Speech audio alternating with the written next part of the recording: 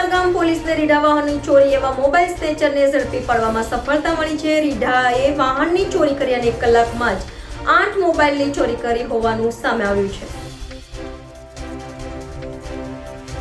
સુરતની કતારગામ પોલીસને રીઢા ચોરને ઝડપી પાડવામાં સફળતા મળી છે। સુરતના ચોક કતારગામ મૈદરપુરા વિસ્તારમાં આતંક મચાવનાર મોબાઈલ સ્નેચરને કતારગામ પોલીસે ઝડપી પાડ્યો છે। તો આરોપીએ 30મી ઓગસ્ટના રોજ બાઇકની ચોરી કર્યા બાદ 1 કલાકમાં જ 8 લોકોના મોબાઈલ સ્નેચિંગ કરી આતંક મચાવ્યો હતો।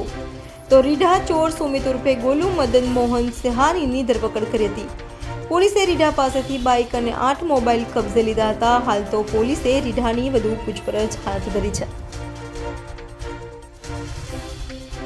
તારીખ 30 ઓગસ્ટના રોજ કતારગામ પોલીસ સ્ટેશન વિસ્તારમાં મોબાઈલ સ્નેચિંગના બનાવો પોલીસના ધ્યાને આવતા સર્વેલન્સ સ્ટાફના અધિકારી તથા કર્મચારીઓએ આરોપીના સીસીટીવી ફૂટેજ મેળવવાનો પ્રયત્ન કરેલ, જેમાં સફળતા મળતા આરોપી સુમિત ઉર્ફે ગોલુ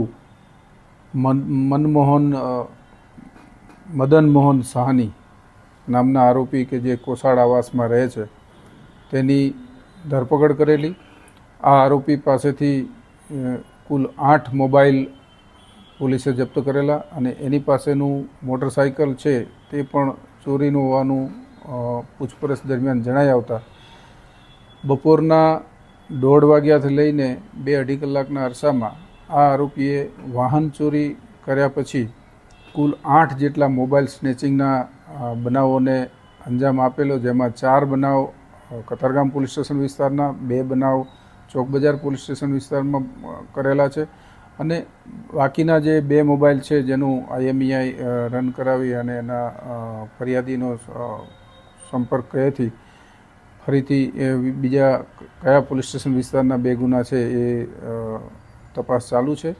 હાલમાં આરોપીની ધરપકડ કરી એની વિરુદ્ધમાં કુલ 7 ગુના દાખલ કરવામાં આવેલા છે, જેમાં કતારગામ પોલીસ સ્ટેશન વિસ્તારના 4 ગુના છે અને 3 ગુના ચોક બજાર પોસ્ટે ખાતે દાખલ થયેલ છે। આ કામના આરોપી જે છે અગાઉ પણ મોબાઈલ સ્નેચિંગના ગુનામાં 2 વખત ઉત્તરાયણ પોલીસ સ્ટેશનમાં પકડાયેલા છે। આમ આરોપીનો ગુનાહિત ઇતિહાસ છે, તેથી આરોપીની ધરપકડ કરી વધુ તપાસ હાથ ધરી અન્ય કોઈ ગુનાઓને અંજામ આપેલ છે કે કેમ અને આરોપીઓ સાથે અન્ય કોઈ સહ આરોપીઓ છે કે કેમ એ દિશામાં પોલીસે તપાસ હાથ ધરેલી છે।